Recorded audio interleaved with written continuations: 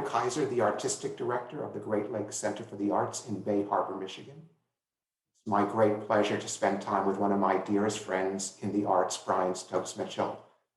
How are you doing, Brian? I'm doing excellent, Michael. How are you doing? I'm great. I'm great. Good. Let's go back to the really beginning. I've always thought of you as the last in the line of the three great Broadway baritones, Alfred Drake, John Raitt, and Brian Stokes Mitchell. Oh, When did you first know that you could sing? actually, my first memory of singing is probably before my first memory of speaking. I used to sing with my brother John when I was very, very young.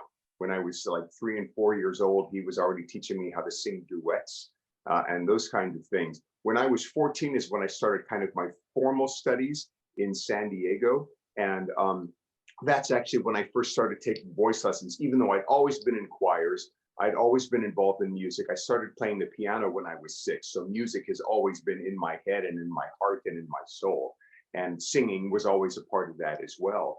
But when I was 14, I think that's kind of when I discovered it. When I started at San Diego Junior Theater, the very first role that I got was Conrad Birdie in Bye Bye Birdie. And I remember feeling the connection that I had with the audience as well, especially when I sang. And I thought, oh, there's something here. And also I inherited my father's beautiful baritone voice. Even though he wasn't a singer, he had a beautiful speaking voice and loved to sing, but he didn't do that professionally. He was an engineer. And then other people around me recognized that from that early age and helped me develop it. So I was very fortunate to have supportive parents and supportive network all around me that kind of helped that voice grow. It's great.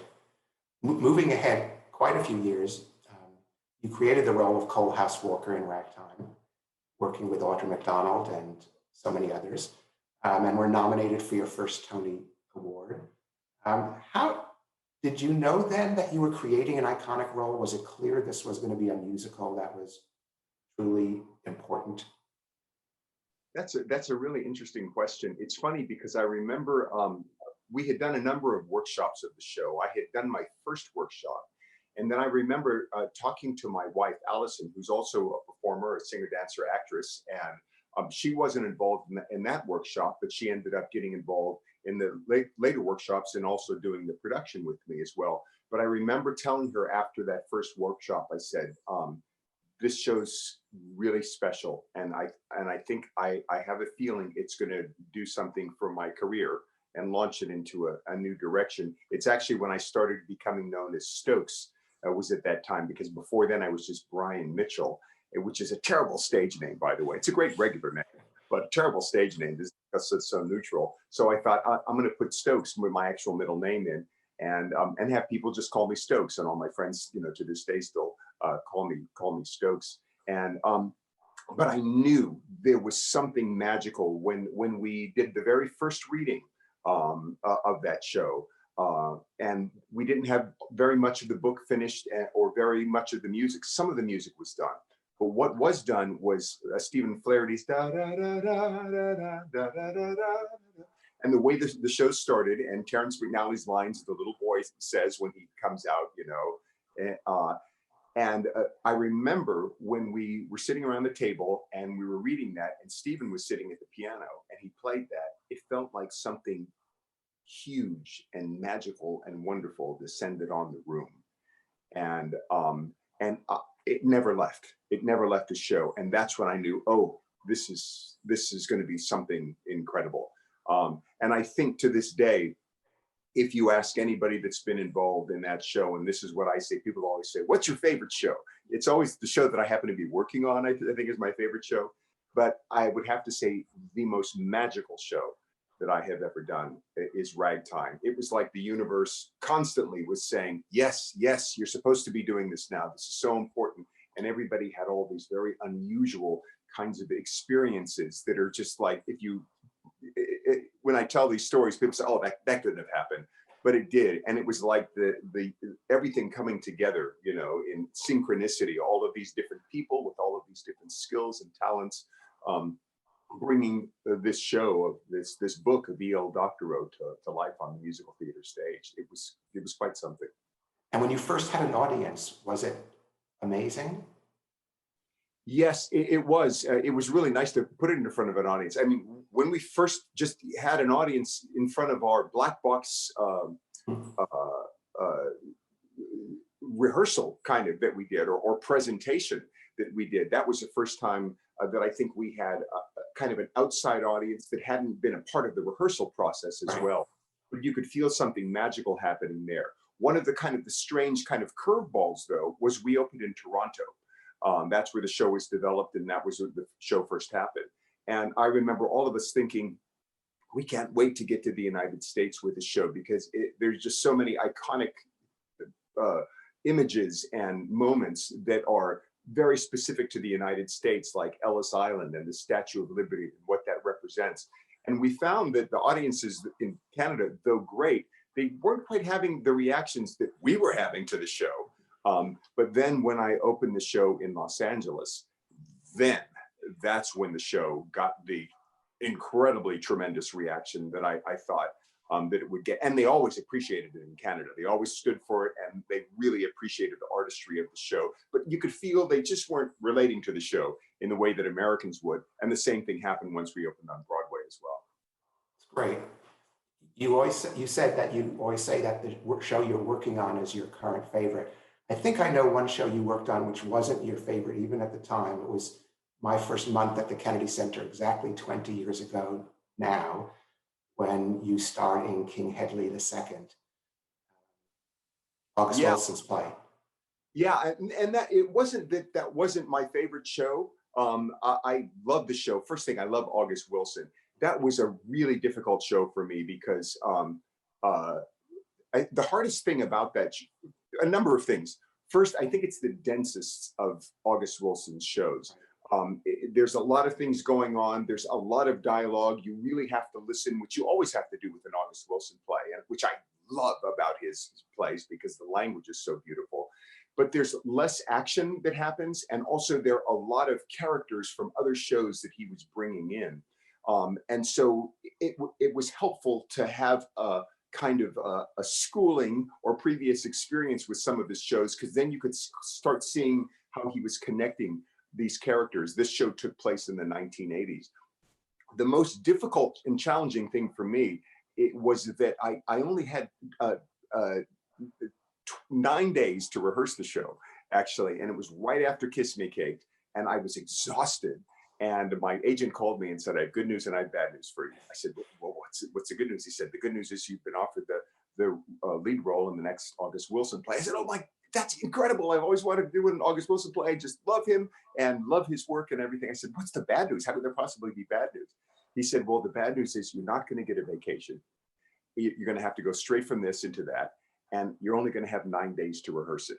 Because the show had already been running and working with the character, the cast. Viola Davis was one of them, and Charles Brown and Leslie Uggams as well. They had done previous productions of it, and so it was ready to move. I said, "Why are they doing it so quickly? Why can't we have a longer rehearsal time?" They said, "Well, we're going to lose our theaters. You know, there's as theaters happen in I don't know if it was true at the Kennedy Center, but I know in Broadway that there was a theater that was set and reserved for the show, and if it wasn't ready to move in, they would lose their theater." And so I said, "Okay, I can do this." And I almost broke my brain and my body and my voice actually doing that show. And I remember having my first and only anxiety attack before the very first preview that we had there at the Kennedy Center. And I thought, well, how can I? What am I thinking of? You know, I had like 8 monologues in the show, and the longest one was the end of the first act, as you probably remember. And it was it's like a 12-page monologue with just a couple of little tiny interjections from 2 of the other characters that were on the stage. And it was this angry rant that just kept going on and on. And so there was just so much material to learn. His language is very specific and has specific rhythm, and you know, you have to get that right as well. And also I realized, you know, when I was younger, in my younger days, when I was doing, you know, shows in San Diego and before that, I could rehearse a scene 3 times and have it memorized. And, you know, by this time, I think I was 40 something maybe. And I realized the words weren't going in as easily as they used to. And also I was exhausted from Kiss Me Kate, and there were a whole lot of other factors as well. So it was a very challenging experience. It was one of the hardest things that I've ever done. And that show almost ruined my voice, actually. And I ended up having actually, which is not that well known, I ended up having vocal surgery after that show because the character was so angry and screaming and yelling all the time.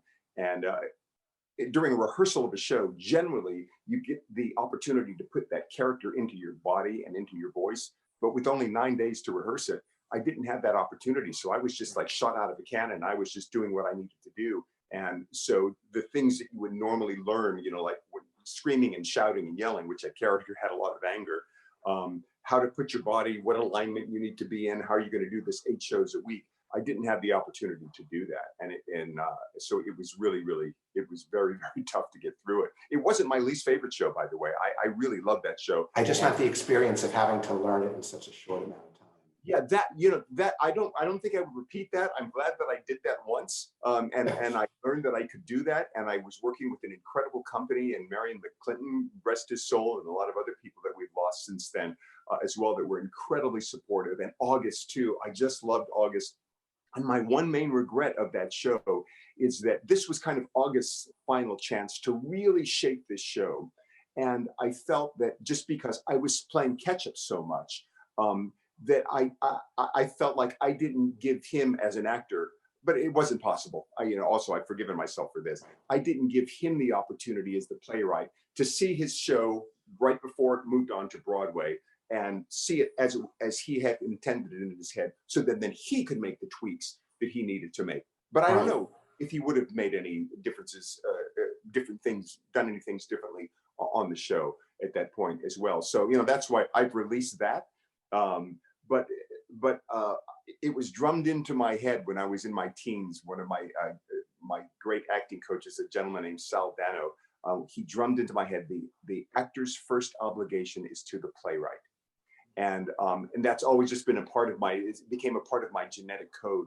And that's why I always felt, I want this to be right for August. I want to be able to help him create this incredible piece of work that he was doing. So that was one regret. But it was a great experience, a terrific learning experience. And I think some of the things that we learned the most from are the hardest, most difficult experiences. But there were many other shows that I have liked less than that.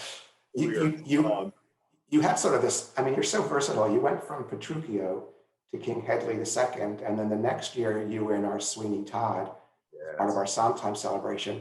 I can't imagine 3 more different characters or 3 more different even genres than those 3. Yeah, and I think that's been one of the things that I kind of really loved about my personal career that I really enjoyed is I've always felt kind of like a chameleon.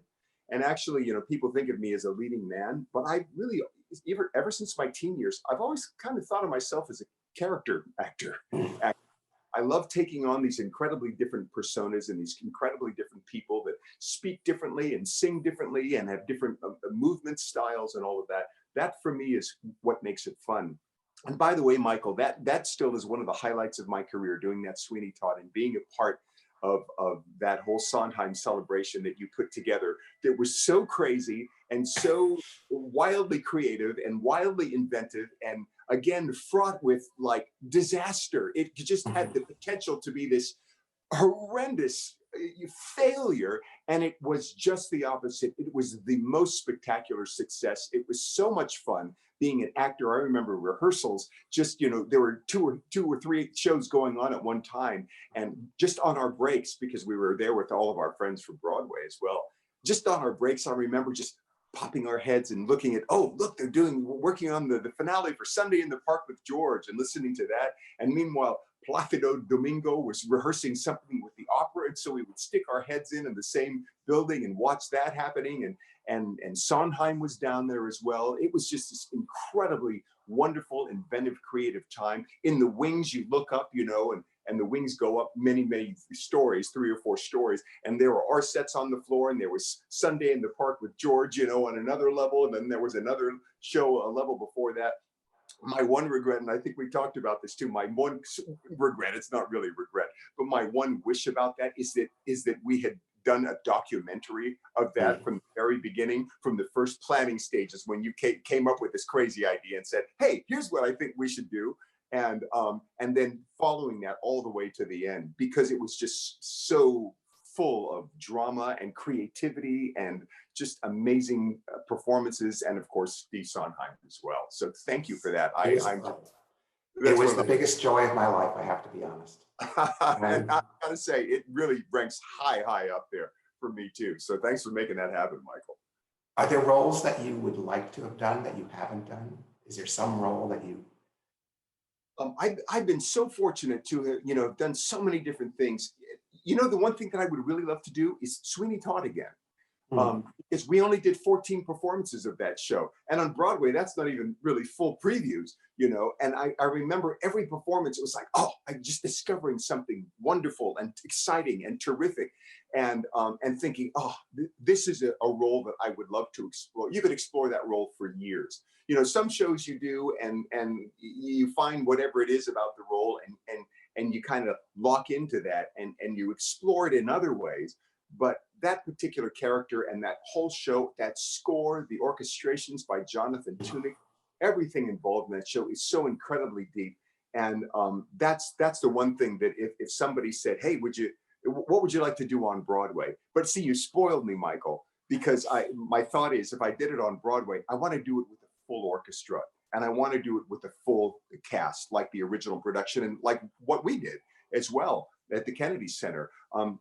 I think that's the way that show needs to be done, even though it's been done in other creative, wonderful ways. Mhm. The show deserves a huge cast and a huge orchestra because it's so incredibly rich. But that's the one show that would make me go, yeah, I do that one eight shows a week again, even though that's another incredibly difficult and hard show to do. I think Len Cariou said that show almost ruined his voice as well. I think anybody else who's played that has felt the same. You That's a big part. live amongst life. You do that show, you go home and you don't say anything, and you're on your vow of silence until the next performance. So let's turn to this challenging year that we're in. Um, Everyone knows that you sang The Impossible Dream out the window to salute first responders. Did you know that was going to have the impact it would, and that it was going to be a viral moment that really characterized that whole period? Yeah, I had zero idea of that. I mean, and I haven't seen all of the inauguration, by the way, and people were telling me, oh, did you see you on the inauguration? I said, what? People were telling me oh, I just saw you in Australia. I just saw you in Japan. I said, what? It was the most amazing thing, because I intended it to be a one-off. I was actually recovering from COVID at the time. And one of the things that I would do to kind of just check my voice out and my lungs and make sure that everything was going all right is I would vocalize in my room in my house, because at the very end of it I could feel it going into my lungs, which is a terrible thing, for a performer. But because it was, that part happened at the very end of it, I think I had enough antibodies in my body at that point to build it up. So on a scale of 1 to 10, I could feel it a 2, maybe a 3, but it was nothing more than that. But I would sing to just kind of exercise my lungs and check everything out. Every night at 7 o'clock, it started maybe a month before that, on New York, people would take a break, and they would open their windows. If they were on the street, they would, in their cars, they'd honk their horns. If they were on the streets, they'd shout and yell and clap. If we were in our windows, some people would bang on pots and pans and yell, and to honor the essential workers of Broadway, not only the doctors and nurses, but also people like were working in the supermarket to keep the supermarkets open so we could buy food, delivery people, and other people that a lot of times people don't think about.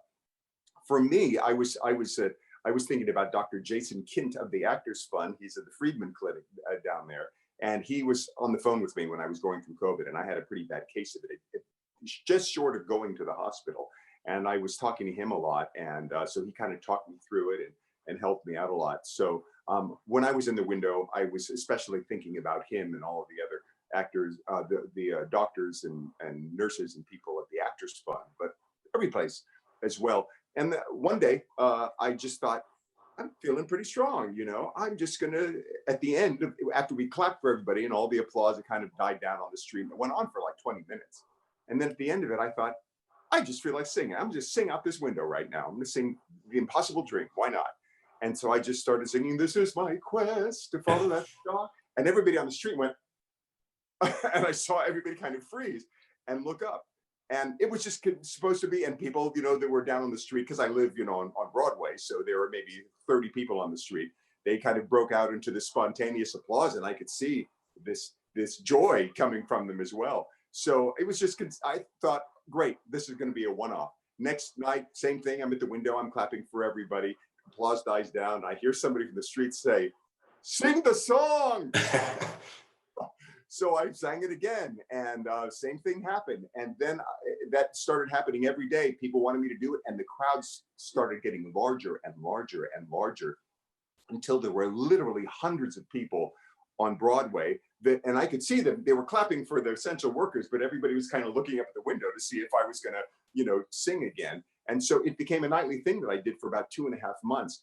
And what I learned, this is the incredible thing, and this is the power of the arts.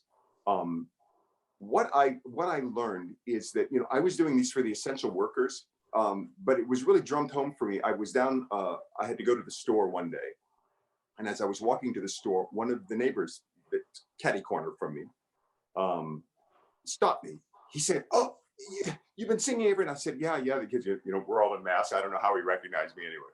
I said, yes. He said, I have to tell you, every night I come out, my family comes out, my 2 sons come out, we come out every single night to clap and to hear you sing.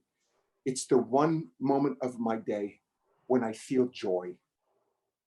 And I thought, oh, yeah, you forget, because also nobody had been around a live performance as well. And it was this kind of joyful moment when people could be an audience once again and hear a performance by somebody that was being done this one unique time only for them, even though it was repeated every night, like the theater is. It's never the same thing twice. And it was this place where we're able to connect with each other. And that's the power of the arts. That's what the arts does for us. It makes us feel closer to each other. It makes us enjoy this communal experience, whatever we're going through, whether it's joyful, whether it's terrifying, whether it's wonderful. We kind of feel each other. It makes us more empathetic. We understand that, oh, we're all in this together. It's not just about me. It's, you know, and it allows people to find their happy place, their joyful place as well, in the midst of all this terror and confusion and anger. And, you know, that's the power of the arts. And it was just a really wonderful reminder to me. It was like the universe, you know, hitting me on the head with a club when he said that. And then many times since, other people came up to me and said, "Oh," usually tearful. I thought, oh, okay, this is hitting people in a deep, deep place. And so I'm sorry. I'm sorry to be crying. I'm really embarrassed, but I just want to say thank you for what you did. I said, oh, it was my pleasure. It was my joy. Thank you for telling me. But it just reminded me of how essential the work of artists in the world and in our communities are. You mentioned the Actors Fund. You're the chair of the Actors Fund. I think a lot of people watching this may not know what the Actors Fund does. Could you just tell people and explain why that work is so? Yeah, thank you so much for asking that. The Actors Fund has been around for 139 years. We're going on now. It was started by Buffalo Bill Cody and Edwin Booth, the brother of John Wilkes Booth. But Edwin Booth was a famous, probably the most renowned Shakespearean actor of his time, especially in the United States. Maybe some actors in Britain would argue about that. And a gentleman named Harrison Fisk, who was a newspaper man, and they got together to help out performers. The story was there was a crew member, because the Actors Fund, it's called the Actors Fund, but it's for anybody who makes their living in show business, the performing arts, anybody from the entertainment community who's a professional that needs help in times of need or crisis and transition. That's been from the beginning. The story was, the way it started was there was a crew member on the road who died. And at that time, his wife, who was still in New York, she couldn't afford to bring his body back.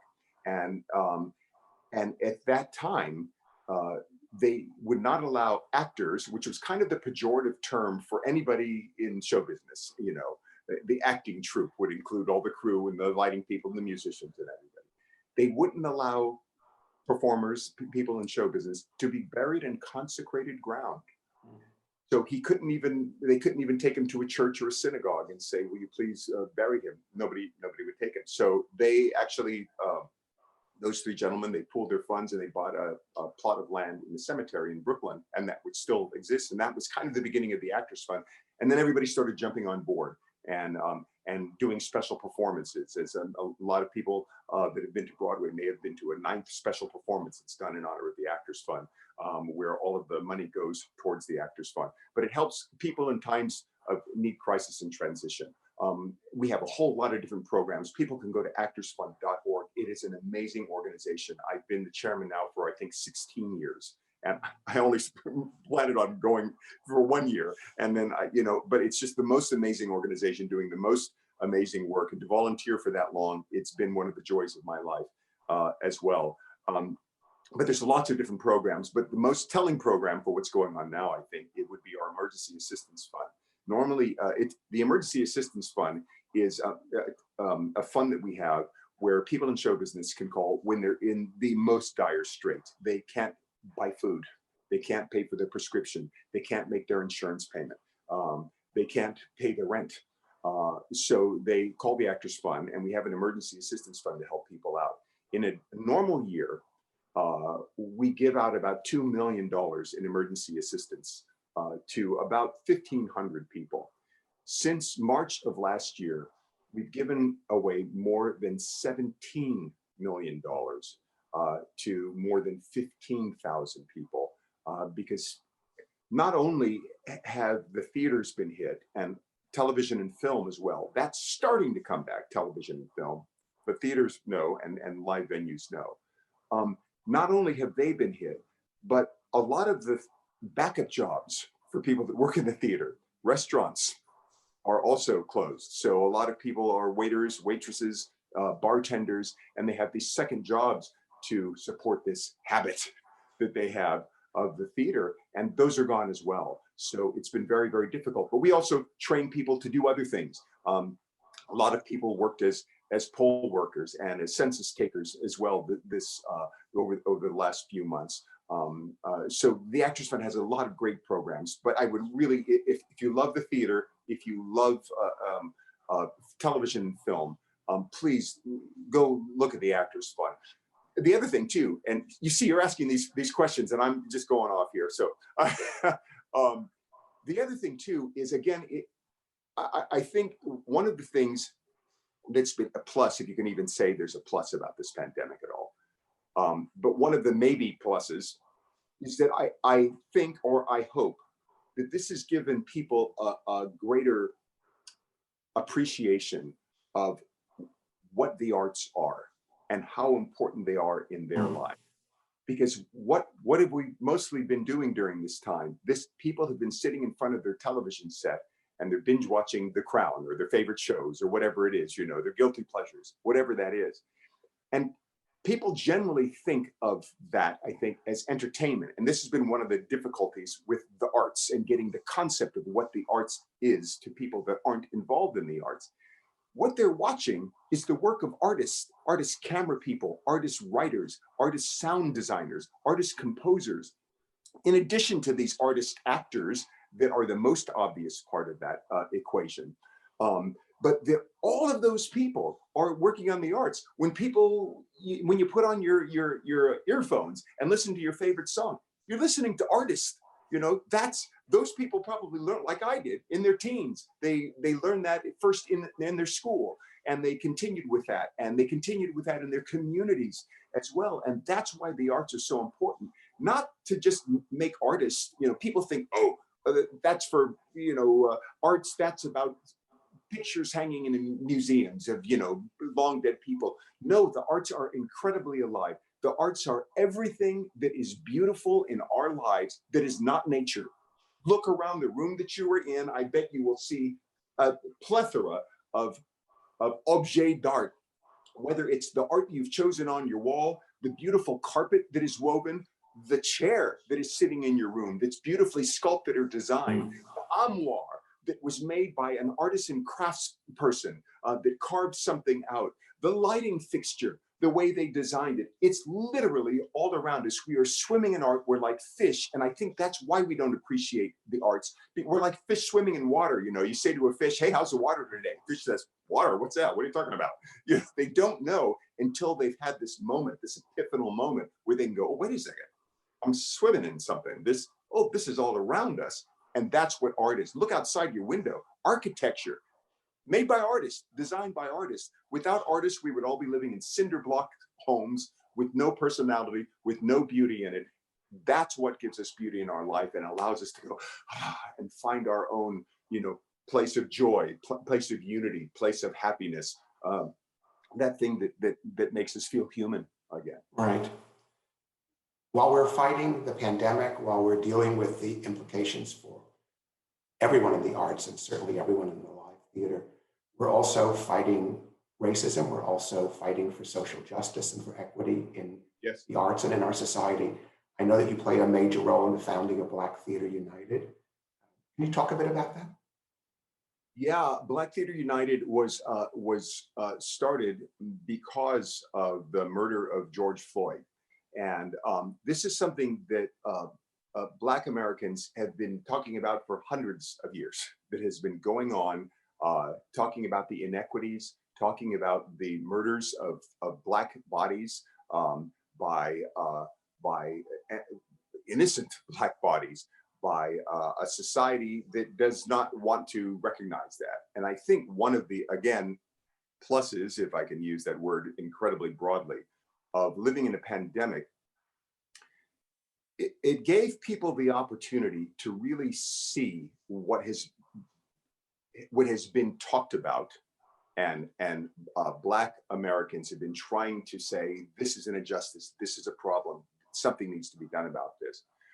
What happened because of the pandemic is, and because of now we have cell phones, when we saw George Floyd on the television set and what happened, which was incredibly shocking and it's something you can't unsee, we also weren't able to look at that and then go, oh, that was terrible, it was awful, that was terrible. Oh, okay, let's go see the show now. Okay, let's go to our movie. Okay, let's go to the bar now and see our friends. We were stuck in our homes in this moment of reflection, in this moment of meditation, where we could not escape that. And that was, I think, a very, very important thing that really accelerated the racial justice movement in this country, particularly with young people, because we couldn't get away from it. And I think that most people that saw that realized, oh, this is what this discussion has been about. Oh, that I see. And now I think people are faced with the choice, a personal choice, and sometimes an institutional choice as well. Now that they've seen that, now that they know that, now that they're having to come to their own reckoning and say, okay, I can't unsee that, I can't unknow that. If people are choosing now to unsee that, it's a conscious choice. And then that's being a part of the problem as opposed to a part of the solution.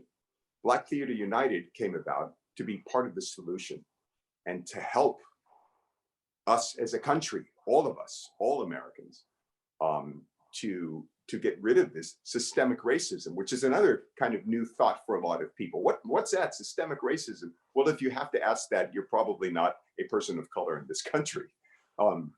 That's one of the issues, that's one of the problems. But now people are more aware of that. So again, this pandemic has had unintended, I think, positive consequences, but that was fomented by also what was going on, our divisiveness in our government, and a lot of, other problems that we've had in this country as well, that kind of came to the fore.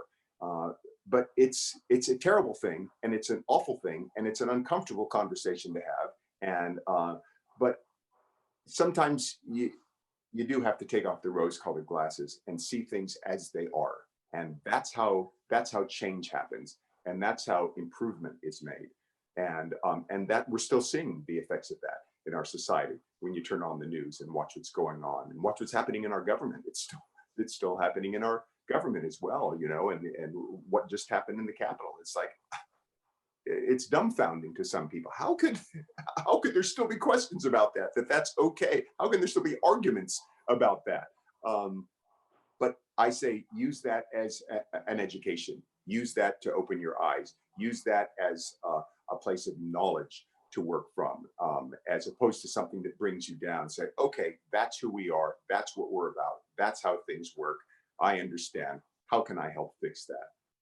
And that's why Black Theater United came around again, and that's blacktheaterunited.com as well for people who want to find out more about that organization as well. But it's really to help everybody, to help the theaters kind of, and also help the United States on a macro level, using kind of our celebrity as theater artists to help solve some of these problems that we've been dealing with, and have now we now have the opportunity, I think, because so many people are going, oh, I see, I want to help that, I want to fix that. What do I do now? Okay, here's what we can do. So that's been an unintended, again, good thing that's come from this pandemic as well, you know, and the unfortunate, terrible murder of an American citizen, an American. Well, you've been opening our eyes for many decades. We are so grateful to you for taking this time with us. We're particularly grateful to you for the great performances, for the iconic roles, for your leadership in the arts, for your leadership in our society, for your leadership during COVID. You're just a true wonder, and we are so grateful to you. Thank you so much. Thank you, Michael. It's an honor. It's an honor to be able to do what I do. It's an honor to perform for the audiences. You know, everybody that I've been, whether in Bay Harbor or Florida or New York or Los Angeles, it's just great to know that there are so many people that love the arts and that respond to that and support the arts still. And I'm really, really grateful, not only to all of them, because I always talk about the arts is a collaborative process. I'm grateful to you, Michael, and you know, the work that you have done, because it's all of us together that change the world. You know, it's really hard when we see these huge things, problems, challenges that are facing us. You think, how do I deal with that? You do what you can. We do, whether you're an artist or a carpenter or an accountant or a lawyer, whatever. We just do our part, whatever we can to help. And it's great to have allies, you know, in the arts, like you and like the audience members as well, that are all coming together to try to make the world a better, more beautiful place to live for all of us. Thank you so much.